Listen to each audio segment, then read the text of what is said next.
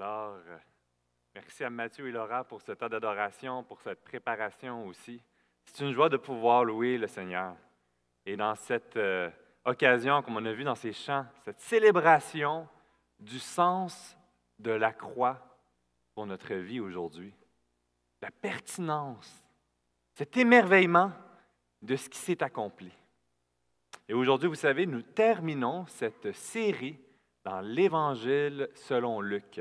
Dans cette aventure que nous sommes lancés il y a environ 3 ans, à explorer, à contempler les traces et les chemins que le Seigneur Jésus a fait à travers un ministère incroyable. Et c'est ce que nous allons contempler. Mais avant, prenons le temps de pouvoir donner un petit peu des nouvelles de la vie de l'Église à travers ce qui se passe. Vous savez, il y a plusieurs choses. Il y a le mois de février. Le mois de février, ça nous dit aussi que c'est la réunion annuelle qui va venir, qui va avoir lieu le 21 février, après l'Église, donc à 12h45. La réunion va se faire via la technologie sur Zoom. Il sera possible aussi de se connecter par téléphone si vous n'avez pas d'Internet tout simplement. Vous pourrez écouter la rencontre avec le téléphone. On vous invite à assister, de le mettre dans l'horaire pour les membres de l'Église, pour ceux qui sont dans le processus pour devenir membre aussi, d'arriver à 12h45 parce qu'étant donné que c'est de la technologie, on a toujours besoin d'un petit peu plus de temps pour apprendre le fonctionnement et de comprendre comment on va dérouler la présentation. Vous allez voir pour les votes aussi, et vous allez recevoir par la poste un bulletin de vote qui va avoir déjà été tout écrit et avec une lettre affranchie pour renvoyer le bulletin de vote par la poste. Alors, vous allez le recevoir quelques jours avant la réunion annuelle avec le rapport que vous aurez aussi reçu par courriel ou envoyé par ceux qui n'ont pas Internet par la poste aussi. Et vous pourrez consulter, voir les résolutions qui vont avoir lieu. On a naturellement la présentation, on renouvelle nos anciens. Alors, il y a Nicolas Côte-Noir ainsi que Jean-Marie Famille. Alors, nos 2 anciens qui seront proposés à reconduire dans notre fonctionnement. Les anciens sont votés aux 2 ans et qui sont reconduits. Et on va avoir une nouvelle personne à proposer sur le conseil qui est notre frère Danny Côte-Noir. Alors, vous savez, on en avait 2 qui étaient anciens en formation, notre frère Roy Rabanal, ainsi que Daniel Thornton. J'ai-tu dit Danny Côte-Noir? J'ai dit ça, je savais. Alors, notre frère Daniel Thornton, qui sera présenté comme ancien, et donc, notre frère Roy va prendre, on va être en période où est-ce qu'il va pouvoir être exposé. Le COVID, ça complexifie les choses, donc c'est dur de pouvoir apprendre à le connaître, à l'inviter à la maison. Eh bien, on va prendre un petit peu plus de temps. Notre frère Daniel Thornton va pouvoir être présenté. Vous savez, on l'a exposé à travers la prédication. C'est un frère qui est missionnaire aussi, donc avec son rayonnement dans le Québec au niveau de la formation d'ouvriers. Il a un fardeau pour l'enseignement, des cours aussi du séminaire. Alors, commençons déjà à prier pour lui et pour pouvoir le présenter officiellement à la réunion annuelle le 21 février. Je l'ai eu, excellent.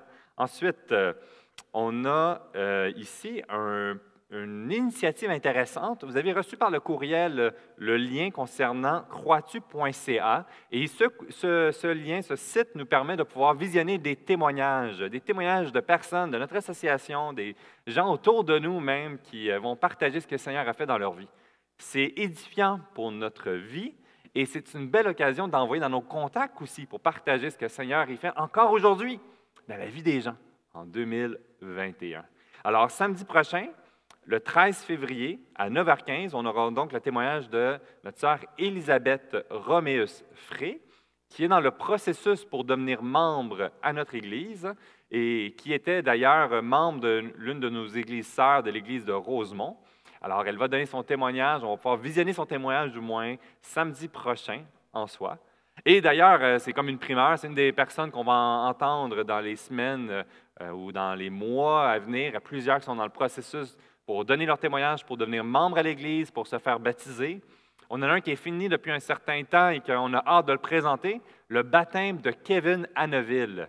Alors, c'est un processus des dernières années et puis autour de Noël, on a terminé Et on attend la bonne occasion de pouvoir célébrer un baptême encore qui va arriver sous peu.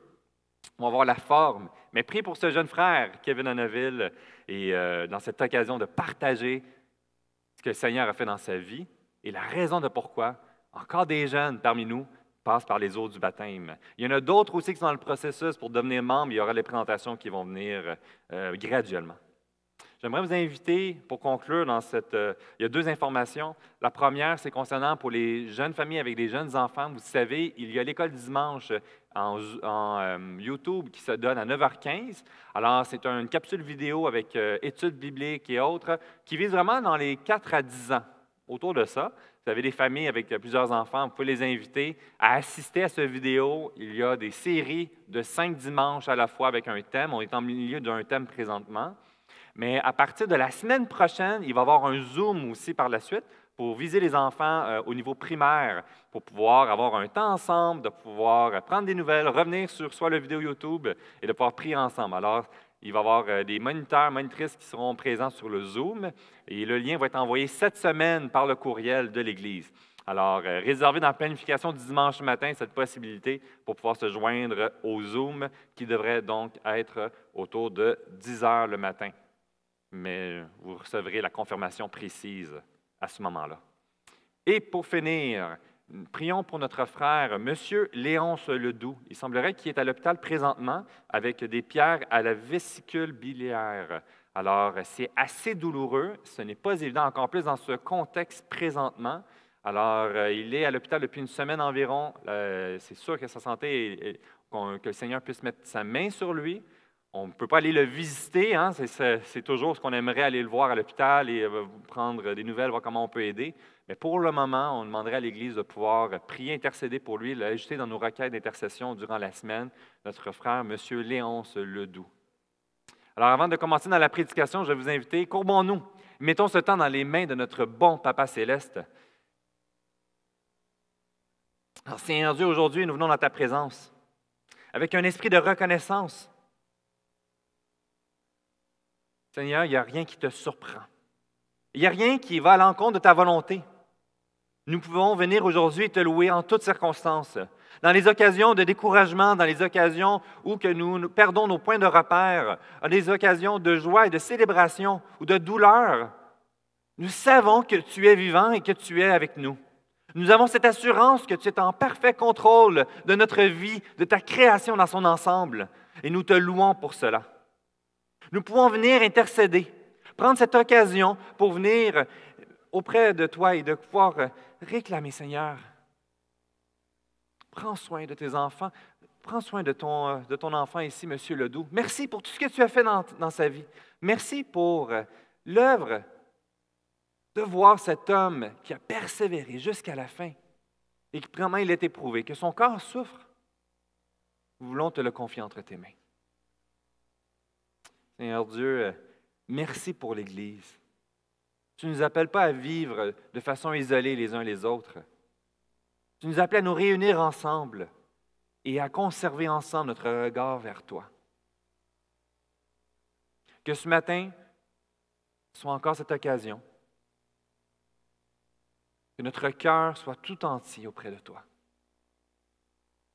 Que nous puissions contempler ta parole et développer cet émerveillement de ce Dieu saint que tu es. De voir la grandeur de ta sainteté et de ta grâce à notre égard. Glorifie-toi ce matin dans nos vies, dans nos familles, ton Église ici, Emmanuel. Que toi seul sois glorifié. Amen. Amen. Alors ce matin, nous sommes donc dans cette conclusion et bien qu'il reste, hein, vous avez, si vous tournez, là, vous allez voir, on est dans le chapitre 23 de l'Évangile de Luc et on va explorer ensemble cette section, les versets 26 à 43. Et cette section ici, vous allez voir, hein, il reste encore un autre chapitre et on a déjà abordé une partie à travers la Pâque d'il y a 1-2 ans et on va aussi garder une petite section pour la Pâque qui vient déjà très rapidement. Ici, tout de même, dans cette section, nous allons pouvoir voir la fin de ce ministère sur terre de notre Sauveur et Seigneur Jésus-Christ. Et nous allons tourner ensemble et lire cette section qui sort de l'ordinaire, qui va, et je l'espère, nous ébranler un peu sur la folie, mais aussi sur la souveraineté de Dieu dans cette histoire pathétique. Lisons ensemble le chapitre 23 de l'Évangile selon Luc, les versets 26 à 43. Comme il emmenait, ils prirent un certain Simon de Cyrène, qui revenait des champs, et le chargèrent de la croix, pour qu'il la porte derrière Jésus. Il était suivi d'une grande multitude de gens du peuple, et des femmes qui se frappaient la poitrine, et se lamentaient sur lui. Jésus se tournant vers elle et dit, « Filles de Jérusalem, ne pleurez pas sur moi, mais pleurez sur vous et sur vos enfants, car voici, des jours viendront où l'on dira, « Heureuses les stériles, heureuses les entrailles qui n'ont point enfanté, et les mamelles qui n'ont point allaité. » Alors, ils se mettront à dire aux montagnes, « Tombez sur nous, et aux collines, couvrez-nous, car si l'on fait ces choses au bois vert, qu'arrivera-t-il au bois sec? » On conduisait en même temps 2 malfaiteurs qui devaient être mis à mort avec Jésus. Lorsqu'ils furent arrivés au lieu appelé Crâne, ils le crucifièrent là, ainsi que les 2 malfaiteurs, l'un à droite et l'autre à gauche. Jésus dit, « Père, pardonne-leur, car ils ne savent pas ce qu'ils font. » Ils se partagèrent ses vêtements en tirant au sort. Le peuple se tenait là et regardait. Les magistrats se moquaient de Jésus et disaient, « Il a sauvé les autres, qu'il se sauve lui-même, s'il est le Christ, l'élu de Dieu. » Les soldats aussi se moquaient de lui, s'approchant et lui présentant du vinaigre. Ils disaient, « Si tu es le roi des Juifs, sauve-toi toi-même. » Il y avait au-dessus de lui cette inscription, « Celui-ci est le roi des Juifs. » L'un des malfaiteurs crucifiés l'injuriait, disant, « N'es-tu pas le Christ? Sauve-toi toi-même et sauve-nous. » Mais l'autre le reprenait et disait, « Ne crains-tu pas Dieu, toi qui subis la même condamnation? Pour nous, c'est justice, car nous recevons ce qu'ont mérité nos crimes. Mais celui-ci n'a rien fait de mal. » Et il dit à Jésus, « Souviens-toi de moi quand tu viendras dans ton règne. » Et Jésus répondit, « Je te le dis, en vérité, aujourd'hui, tu seras avec moi dans le paradis. » Et à quel point que c'est une... Vous voyez ici à quel point c'est lamentable. L'intensité de la haine, de la colère, de l'humiliation que notre Sauveur est en train de subir aujourd'hui, à ce moment-là, dans les derniers instants de sa vie sur terre, il ne semble rien avoir de glorieux. Et nous contemplerons ici le mystère de la croix.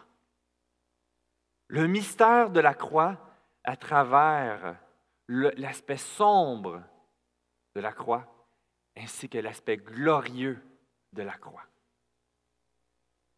Dans cette étape, dans cette situation, dans ce déroulement, dans la fin de ce ministère, dans les derniers instants de vie de notre Seigneur, nous voyons ce portrait laid, horrible, humiliant du côté sombre de la croix. Et une personne que nous voyons dès le début de cette section, Simon de Cyrène.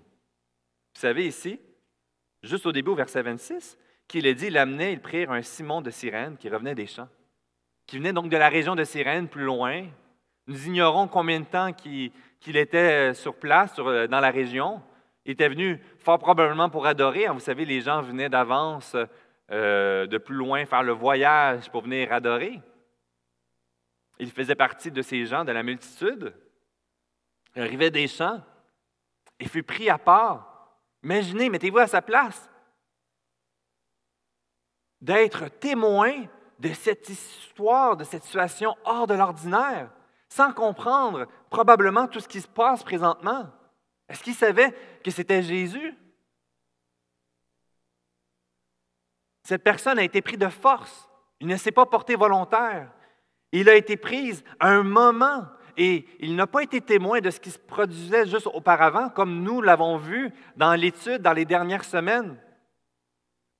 Il sera donc pris et sera témoin des derniers instants de ce côté lamentable. Mais pourtant, est-ce que nous verrons cette section-là suffisante de la vie du Seigneur Jésus sera suffisant pour changer sa vie et la vie de plusieurs témoins de ce petit moment. Vous savez, dans la série de l'Évangile selon Luc, nous avons exploré le ministère de Jésus. Nous avons contemplé la grandeur de cette personne qui était bien plus qu'un simple homme. C'était Dieu, fait chair. Nous l'avons vu ici dans l'Évangile de Luc, qui, dans sa particularité, on l'avait vu à plusieurs reprises, et ça a été dit, cette suite que Luc va, avec rigueur, écrire afin de convaincre son auditoire, Théophile, de l'exactitude de ce qu'il va lui déclarer, lui instruire à travers cet évangile, de ce ministère glorieux de Jésus-Christ. Dans cette marche, en particulier de Jésus vers Jérusalem, c'est le seul évangile que nous avons contemplé dans les 4 évangiles où il va passer 10 chapitres afin de pouvoir mettre l'accent sur cette marche vers la croix où nous sommes rendus aujourd'hui. Dans cette étude que nous avons passée ensemble est celui où il y aura le plus de miracles soulevés. Nous découvrons plus de 20 miracles que Luc va faire ressortir, en grande majorité des guérisons. Toute cette marche où est-ce que les gens ont été témoins, les gens se rassemblaient, les disciples ont été ramenés ensemble, ont été affermis, enseignés dans une proximité particulière du Sauveur. Ils ont vu les guérisons, ils ont vu ses enseignements, ils ont vu à quel point qu'ils pouvaient dépasser à tous les niveaux la sagesse des chefs religieux qui ont tenté à maintes reprises de le piéger, de le discréditer. Et ils n'ont jamais réussi. Et en cette matinée, nous voyons Jésus, notre Seigneur, prisé.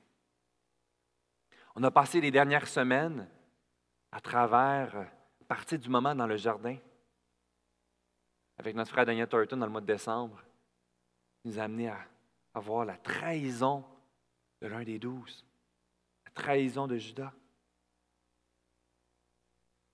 Nous avons vu la grandeur du scandale et de l'injustice qu'il a subi à travers ce faux procès. Nous l'avons décortiqué à plusieurs reprises. Nous avons vu, premier des 12, Pierre, le renier à 3 reprises. Jésus qui, à travers cette humiliation de procès, a été témoin dans ce croisement de regards, précédemment, comme on l'a vu, de voir Pierre, le fougueux, le convaincu, le renier sur la tête de Dieu. À travers ce procès, nous avons vu avec Nicolas les accusations, les 3 accusations qui étaient évidentes que ça n'avait aucun sens, que c'était évident que ce n'était pas vrai. À travers toute cette démarche, il a été non seulement humilié dans tous les aspects, il a été maltraité, il a été frappé. On lui a craché dessus. On l'a injurié. Quand il est sorti et qu'il s'en allait vers la croix, il était en si mauvaise condition qu'en temps normal, le criminel devrait porter sa croix. Il n'avait même pas la force de se rendre à la condamnation suprême, à quel point que la croix était une des condamnations de mort horrible et atroce. Et avant même de se rendre, il n'avait déjà plus beaucoup d'énergie par tout le sort qu'on lui a fait subir. Et c'est ce que Simon est témoin. Il arrive de force, avec l'autorité naturellement des soldats romains, il lui impose de prendre cette croix et d'aller amener cet homme sur la fin de sa vie, parce qu'il n'avait plus cette énergie, affaibli, que quelques centaines de mètres, mais il était impossible de le faire pour Jésus. Cet homme, par le témoignage, Simon, par le témoignage de ce qu'il a vu, croyons vraiment qu'à travers les derniers instants, tout ce qui devait, et ce que nous verrons, servir à discréditer Jésus, a produit l'inverse dans sa vie. Nous voyons dans Marc chapitre 15, verset 21, que les enfants de Simon sont cités. Qui dit ici, ils forcèrent à porter la croix de Jésus un passant qui revenait des champs, Simon de Cyrène, père d'Alexandre et de Rufus. De prendre le temps de citer les enfants était dans le but de faire connaître l'auditoire, les croyants de la région de l'époque. En disant, oui, vous savez, ceux que vous connaissez dans l'Église, ceux qui ont un bon témoignage. Ils seront cités plus tard aussi dans Romains 16, verset 13. « Saluez Rufus, l'élu du Seigneur et sa mère qui est aussi la mienne, de voir l'Évangile qui aura touché la famille, les enfants, la femme de Simon. Mais pourtant, comment c'est possible? Tout avait été mis en action pour discréditer le ministère de Jésus. Tout ce qu'il avait été dit auparavant, tout ce qu'il avait été accompli, ils ont mis toute l'énergie afin d'éradiquer toute possibilité de la suprématie, de la seigneurie de Christ. Et c'est le contraire qui va se produire. Nous voyons ici dans leur effort, dans le paroxysme de l'humiliation. Nous pouvons le voir dans le début, la foule qui suit, verset 26, qui inclut naturellement les chefs religieux, les magistrats, les gens qui ont été témoins et ceux qui ont crié « Crucifie-le, crucifie-le ». Les gens aussi qui aimaient Jésus et qui étaient présents. On voit par la suite les pleureuses qui sont présentes. Les femmes qui pleuraient, on le voit, ils étaient engagés, avaient une responsabilité de pleurer lorsque la personne était décédée. Mais la façon qu'on voit l'intensité, ils se frappaient le torse, démontrant une profonde tristesse de la situation, mais en lumière qu'il y avait bel et bien des personnes qui étaient présentes, qui avaient été témoins et qui étaient dans une profonde tristesse. Les tentatives pour l'humilier et le discréditer au maximum. On le voit en parallèle avec l'Évangile de Marc au chapitre 15 et versets 18 à 20. Ici, dans cette section, nous voyons qu'il lui est retiré ses vêtements pour y mettre des habits pourpres écarlates, de couleur, faisant référence à la royauté, au roi. Et ils lui ont mis un habit pour rire de lui. « Tu es le roi des Juifs et tu vas mourir. » Ils vont y mettre une couronne d'épines qui met en évidence cette réalité de ce roi. Tu penses être le roi, tu dis être le roi, voici ta couronne. La cause, la pancarte mise en haut de la tête. Vous savez, lorsqu'il y avait le procès et qu'il y avait une mise à mort sur la croix, on mettait une pancarte pour indiquer le crime qu'il avait commis. Qui était le crime? C'est intéressant. Ce n'est pas les fausses accusations qui ont assez de discréditer. Roi des Juifs. Celui-ci est roi des Juifs. Il y avait ce désir d'écraser, en riant de lui, en l'humiliant devant toute la foule qui avait été témoin de ce ministère pour démontrer que cet homme ne pouvait pas être le roi, le Messie. Il a subi la pire condamnation que dans le peuple d'Israël, il pouvait imaginer. Vous savez, la croix d'être mort sur le bois, c'était horrible. Et on le voit dans Deutéronome chapitre 20, verset 23. Les Juifs témoins de cette scène, il y avait naturellement cette compréhension qui nous dit dans Deutéronome chapitre 20, verset 23, « Son cadavre ne passera point la nuit sur le bois, mais tu l'enterreras le jour même, car celui qui est pendu est un objet de malédiction auprès de Dieu. Et tu ne tueras point le pays de l'Éternel ton Dieu, te donnera en héritage. » Dans cette description, dans le fonctionnement de l'exécution, c'est vu comme une malédiction aux yeux de Dieu. Lui qui se disait Dieu, le Messie, le Sauveur, ça va permettre de prouver devant tous que c'est impossible parce qu'il sera mis à mort, humilié, rabaissé sur le bois. Plusieurs références qu'on peut lire, on ne prend pas conscience, mais dans le verset 36, qui nous dit justement qu'on va lui donner le vinaigre, qui fait directement référence au psaume 69, versets 20 et 22. Et dans cette plongée de l'isolement que nous voyons du départ du jardin, s'intensifie de plus en plus, jusqu'à ce moment où tout le monde autour de lui crie, l'humilie, rit de lui.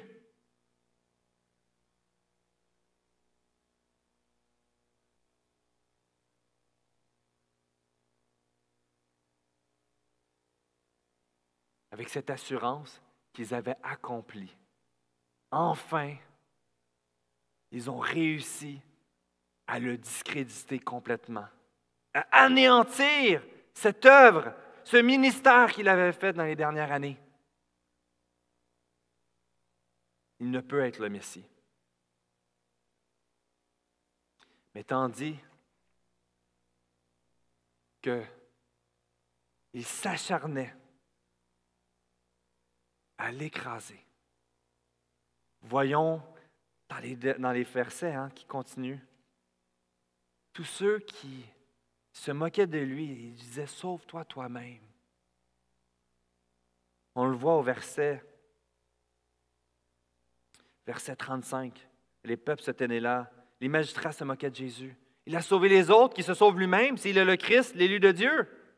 En mettant en évidence, il ne peut être le Messie parce qu'il se serait sauvé lui-même. Il aurait établi son royaume. Les gens curieux, ils verraient cette occasion victorieuse d'empêcher l'armée céleste d'intervenir. Mais non. Verset 36. Les soldats aussi se moquaient de lui. Verset 37. Et il disait, si tu es le roi des Juifs, sauve-toi toi-même. Verset 39, l'un des malfaiteurs a crucifié l'injuriait, disant-lui, n'es-tu pas le Christ? Sauve-toi toi-même et sauve-nous. Pourtant, c'est justement ce que le Seigneur était en train de faire, d'établir le salut. Et nous verrons pourquoi il ne faisait pas ce que les gens, par humour, réclamaient de faire s'il était le Messie. Dans la compréhension des gens autour de lui, ils étaient convaincus que le Messie ne pourrait jamais vivre ça. Et c'était à quel point une humiliation. C'était horrible, avec grand mépris. Le Seigneur, et ce que nous verrons, sera fidèle dans tous les éléments, en toutes choses. Et nous pouvons contempler le côté glorieux de la croix. Il n'accomplissait pas la volonté du peuple. Il n'accomplissait pas, et en réponse au mépris des gens autour de lui. Il n'était pas en train de défendre sa réputation. Il était en train d'accomplir d'une façon glorieuse la raison de son ministère. la raison de ce qu'il avait annoncé à maintes reprises et que nous avons entendu à plusieurs instants à travers cette série dans l'Évangile selon Luc. À travers ce moment d'humiliation où tout le monde crie, Seigneur Jésus, à 7 reprises, il va déclarer quelque chose, il va parler sur la croix. Et la première fois, sur la croix, il dira au verset 34, « Père, pardonne-leur. Ils ne savent ce qu'ils font. » Tandis qu'ils font tout pour l'humilier, lui qui est dans un état du seuil de la mort, qu'on est en train de crier après lui. « Sauve-toi toi-même. » Il intercède. Pardonne-leur, car ils ne savent ce qu'ils font. Et nous voyons ici l'accomplissement annoncé par les prophètes, encore une fois, et que nous voyons la référence dans Isaïe 53, 12. C'est pourquoi je lui donnerai sa part avec les grands.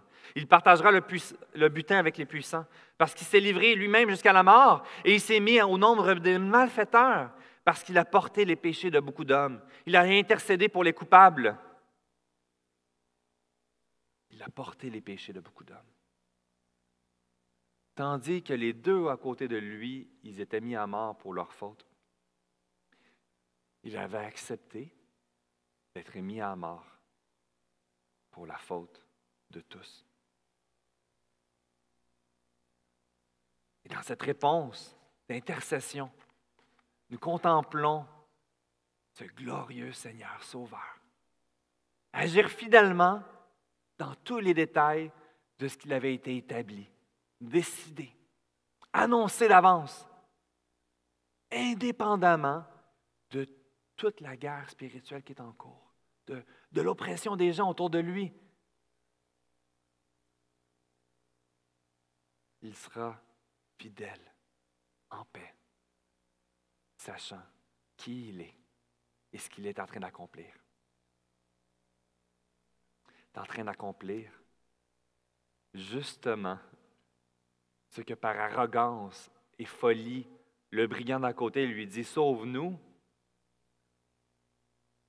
Il était en train d'accomplir le sacrifice parfait. Il aurait pu se retirer de la croix. Il aurait pu. Il est Dieu. Il aurait pu faire descendre les armées, les légions des anges. Mais il avait déterminé que ce Dieu glorieux se rabaissera et subira cette condamnation à notre place à la croix. Ils ne savent ce qu'ils demandent. Parce que s'il intervenait, cela mettrait en évidence la condamnation éternelle et l'impossibilité d'un pardon quelconque. Dieu seul pouvait accomplir cela. Et c'était possible uniquement à la croix. Et dans leur folie, dans leur arrogance, ça mettait en lumière qu'ils ne saisissaient rien. Mais Dieu est en train de faire ce qu'il a été déclaré d'avance. Vous savez, on va le voir plus loin, puis ça a déjà été dit dans Luc 24, 44. À la fin de son... avant qu'il retourne, il dit, puis il leur dit, Seigneur Jésus, c'est là ce que je vous disais lorsque j'étais encore avec vous.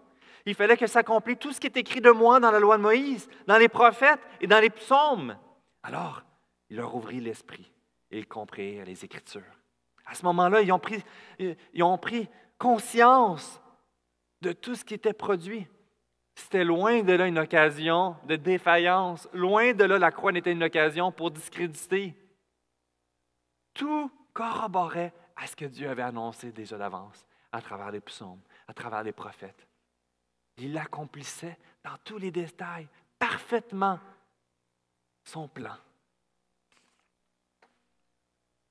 Ici, dans 1 Corinthiens, chapitre 1, versets 18 à 24, nous dit « Car la prédication de la croix est une folie pour ceux qui périssent, mais pour nous, qui sommes sauvés, elle est une puissance de Dieu. Aussi, est-il écrit, je détruirai la sagesse des sages. Et j'en ai en tiré l'intelligence des intelligents. Où est le sage, où est le scribe, où est le disputeur de ce siècle? Dieu n'a-t-il pas convaincu de folie la sagesse du monde? Car puisque le monde, avec sa sagesse, n'a point connu Dieu dans la sagesse de Dieu, il a plu à Dieu de sauver les croyants par la folie de la prédication. Les Juifs demandent des miracles, les Grecs cherchent la sagesse. Nous prêchons Christ crucifié. Scandale pour les Juifs et folie pour les païens, mais puissance de Dieu et sagesse de Dieu pour ceux qui sont appelés tant Juifs que Grecs. Wow!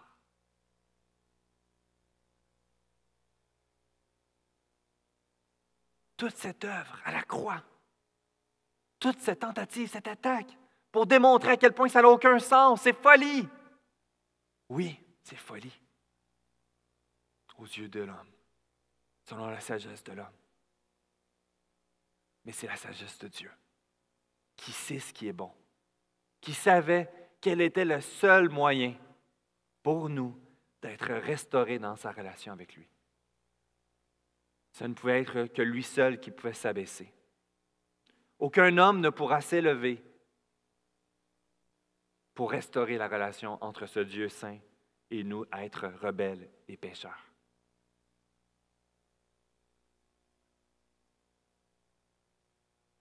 Dans la fidélité de l'accomplissement de toute sa parole, nous verrons des gens témoins de cette œuvre. Et par ce moment horrible, foudroyé par la gloire de Dieu qui s'est révélée. Nous avons vu Simon et sa famille dans ce témoignage. Nous avons vu le brigand à côté de Jésus qui réclame, qui reconnaît, qui reprend son co-criminel. On s'entend sûrement qu'avec Barabbas, les trois qui étaient sûrement criminels ensemble, commis de sédition, et que Jésus a pris sa place, et que l'un des trois reprend en disant « Tais-toi! Il ne méritait pas ça! » Il reconnaissait que Jésus était le Messie par le témoignage de la fin du ministère de Jésus. Tel une brebis menée à l'abattoir, il n'y a point réclamé. Matthieu 27, 54 nous dit le centenier, témoin, certainement qu'il était le Christ. Acte 6, verset 7. Hey, ça c'est particulier. Parmi même les gens qui ont été témoins du procès, qui ont été là dans la mise à mort, les chefs religieux, nous voyons la parole de Dieu se répandait de plus en plus en nombre des disciples, augmentait beaucoup à Jérusalem. Une grande foule de sacrificateurs obéissaient à la foi parmi ceux qui ont été témoins.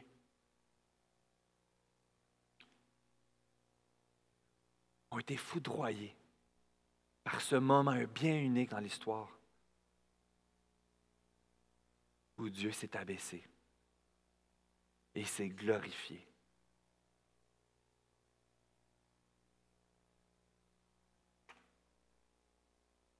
Qu'à travers cette série, nous avons pu contempler ce ministère de notre Sauveur venu sur la terre pour nous sauver. Et était fidèle en toutes choses, non parce que nous étions des bonnes personnes, non parce que nous le méritions. Il a déversé sa grâce à notre égard. Il a dit ici dans Luc 19, verset 10, « Car le Fils de l'homme est venu chercher et sauver ce qu'il était perdu. » Luc va utiliser le verbe « sauver » plus que tout autre livre dans le Nouveau Testament. Nous avons contemplé notre Sauveur, ses enseignements, le modèle qu'il nous appelle à vivre en toutes circonstances. Il est venu chercher, non les sages de ce monde, mais même les rejetés de notre société, les non-juifs. On l'avait vu à travers Luc chapitre 3, Luc chapitre 2, chapitre 4, la généalogie là-dedans.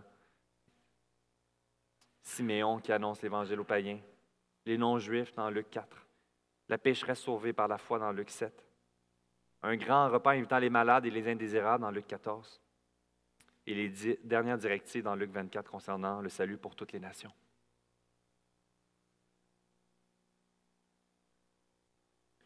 Un cantique, une adaptation ici que j'ai beaucoup aimé trouver dans un article concernant le cantique d'Emmanuel Sibomana. Il nous dit « Cela ne vient pas de ma perfection, car j'en ai point. Cela est certain, mais c'est à cause de sa compassion que loin de Dieu, le Fils unique et divin, souffrit sur le bois infâme de la croix, crucifié avec les vils criminels. Immense a été sa grâce envers moi, qui ne suis qu'un misérable rebelle. » Nous pouvons avoir cette assurance qu'il nous prépare une place au ciel lorsque nous l'acceptons comme notre sauveur personnel, parce qu'il a été fidèle dans le moindre petit détail. Il a accompli ce qu'il avait annoncé d'avance. Il s'est glorifié en toutes circonstances. Dans les moments les plus sombres, sa gloire est resplendie. Il nous appelle à vivre à son image. Et je trouve que c'est tellement une belle indication, un bel encouragement, parce que nous serons nous aussi considérés comme étant des êtres haineux, intolérants, fous, insensés. Parce que nous croyons à la préciosité de la vie humaine. Parce que nous considérons que les petits bébés dans le ventre de leur mère sont des êtres vivants et précieux aux yeux de Dieu. Nous serons considérés comme des intolérants, insensés. Parce que nous reconnaissons à l'identité de l'homme et de la femme telle que Dieu a créé est bon et de prendre plaisir tel que nous sommes, nous serons considérés comme des êtres haineux. À chaque fois que nous n'allons pas adhérer à la moralité de notre société d'aujourd'hui, nous serons ridiculisés, discrédités, considérés comme étant fous, méchants. Mais ce n'est rien. Ce n'est rien considéré à ce que notre Sauveur a subi. Recherchons la sagesse de Dieu et non l'acceptation de ceux qui sont autour de nous. Ne cherchons pas à être plus par la sagesse de l'homme. À quel point ce témoignage frappant de l'œuvre de Dieu à la croix est folie aux yeux des autres, mais sagesse aux yeux de Dieu. Que cela puisse être une occasion de développer notre émerveillement de la grandeur de ce Dieu saint, qui est le Sauveur pour notre vie. Et aussi pour les gens autour de nous. N'ayons point honte de cette bonne nouvelle qui change encore des vies aujourd'hui. Comme Simon, comme le centurion, comme les chefs religieux qui ont été présents, certains ont été foudroyés au dernier instant. Soyons fidèles à proclamer un message qui peut sembler folie aux yeux des autres, mais ce n'est pas grave. Parce que c'est un message glorieux. Prions.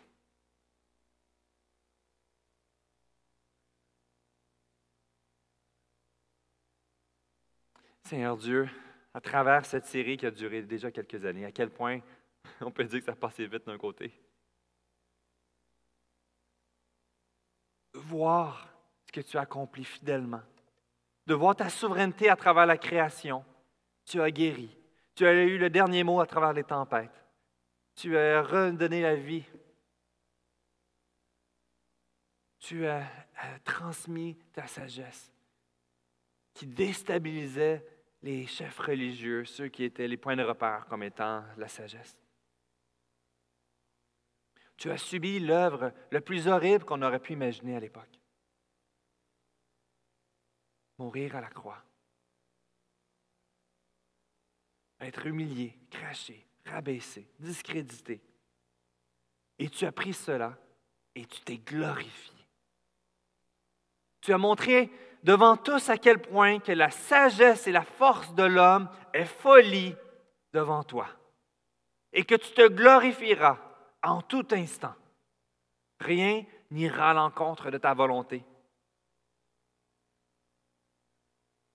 Nous voulons reconnaître que tu es notre roi, que tu es saint, que notre vie se tourne dans ce désir de démontrer, proclamer à tous que tu es le seul et l'unique. Il n'y a rien d'autre que toi. Sois glorifié. Que notre vie, nous puissions reconnaître avec résilience, avec joie, que nous ne dépendons pas des circonstances autour de nous. Nous avançons avec obéissance et nous nous abandonnons dans tes bras. Glorifie-toi, Seigneur Dieu, à notre faiblesse. Église Emmanuel, que nous puissions rester fidèles en toutes circonstances jusqu'à la fin. Pour ta gloire et pour ta gloire seule. Amen. Amen. Je vous souhaite un très bon dimanche. Que le Seigneur vous accompagne. Qu'il puisse ressourcer votre âme. Que nous puissions conserver notre regard vers ce Dieu saint qui dépasse la sagesse de l'homme. Bon dimanche.